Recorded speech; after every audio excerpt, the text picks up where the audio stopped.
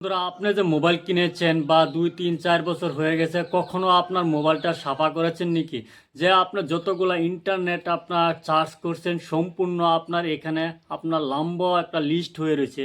তো এই লম্বা লিস্ট হওয়ার জন্য কি হয়ে যায়, মাঝে মাঝে আপনার মোবাইলটা হ্যাং মেরে দেয়, তবে স্লো চলে। তবে এইগুলো আপনার যেগুলো আপনার ইন্টারনেট কানেকশন আপনার যতগুলো আপনি ইন্টারনেটে চার্জ করছেন সম্পূর্ণ আপনার সেখানে আপনার লম্বা লিস্ট আছে। তো সেগুলো আপনারা কি করবেন, এখন ডিলিট করে দেন, তাহলে কী হবে, আপনার মোবাইলটা অল্প ভালো চলবে।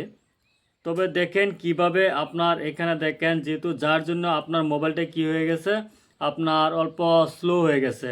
তবে দেখেন এখানে আপনি এটা আপনার ডিলিট করে দিন, সরাসরি আপনারা চলে যাবেন ক্রোম ব্রাউজারে। তবে ক্রোম ব্রাউজারে চলে গেলাম, ক্রোম ব্রাউজারে চলে যাওয়ার পরে এখানে দেখব চার্জ অপশনও মাই অ্যাক্টিভিটি। তবে এখানে দেখেন মাই অ্যাক্টিভিটি আপনি লিখবো, লেখার পর আপনারা কি করবেন, ক্রোম ব্রাউজারে এইভাবে লিখবেন, লেখার পর মাই অ্যাক্টিভিটি অপশনটা দেখছেন এখানে ক্লিক করবেন। তবে ওইখানে ক্লিক করার পর সরাসরি এখানে দেখছেন মাই অ্যাক্টিভিটি এই যে অপশনটা, তবে ওইখানে ক্লিক করবেন। তবে ওইখানে ক্লিক করার পরে আপনারা কি করবেন, নিচে চলে যান। নিচে চলে যাওয়ার পরে এখানে দেখেন যতগুলো আপনি ইন্টারনেট ক্রোম ব্রাউজারে গিয়ে আপনি যে জায়গা থেকে বা ইউটিউবে যেখানে আপনি যেগুলো আপনার ব্যবহার করছেন সম্পূর্ণ লম্বা লিস্ট এখানে আছে।